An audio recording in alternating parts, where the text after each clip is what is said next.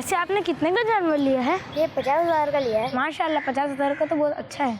वैसे पिछली गली में भी एक जानवर आया ना, मैंने रात में ही देखा था। ये अब बाद में जमीन से क्या जमा कर रहे हैं? शायद जानवरों का चारा गिर गया है। चल कर पूछते हैं। कुर्बानियों के ये दिन देखो आए, बकरा उगाए।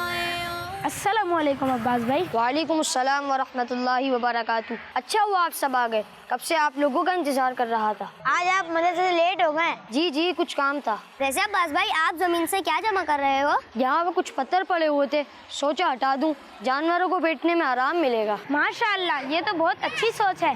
जानवरों पर खास तौर पर रहम करना चाहिए, उन्हें तकलीफ से बचाना चाहिए। वैसे ही पत्थर देखकर एक सवाल मेरे जहन में भी आया कि हज पर जो शैतान को कंकरियां मारी जाती हैं, इसकी क्या लॉजिक है? इस बारे में एक बात मेरे जहन में भी है कि क्या वो कंकरियां डायरेक्ट शैतान को लगती हैं? वैसे मैंने कुछ दिनों पहले ही अमीर अहले सुन्नत का रिसाला बेटा हो तो ऐसा पढ़ा था। इसमें लिखा है कि हज़रत इब्राहीम अलैहिस्सलाम जब हज़रत इस्माइल अलैहिस्सलाम को कुर्बान करने के लिए लेकर जाने लगे तो शैतान ने बहुत कोशिश की कि हज़रत इब्राहीम अलैहिस्सलाम और हज़रत इस्माइल अलैहिस्सलाम को इस काम से रोक दे, लेकिन जब वो नाकाम हो गया तो आज जिस जगह हाजी कंकरियां मारते हैं ना, शैतान वहाँ आया तो हज़रत इब्राहीम अलैहिस्सलाम ने उसे देखकर कंकरियां मारी तो वो वहाँ से भाग गया और आप अलैहिस्सलाम के रास्ते से हट गया। शायद शैतान 3 जगहों पर हजरत इब्राहीम अलैहिस्सलाम के सामने आया था ना? जी बिल्कुल, अमीर अहले सुन्नत ने भी ऐसा ही लिखा है। तो बस शैतान को 3 जगहों पर कंकरियां मारने की याद बाकी रखी गई है और आज भी हाजी इन 3 जगह पर शैतान को कंकरियां मारते हैं और इस इबादत को रमी जमरात कहा जाता है। ओह अच्छा, तो ये वजह है कंकरियां मारने की। वैसे इसमें शैतान की खूब बेइज्जती होती होगी। जी जी वो तो ठीक है,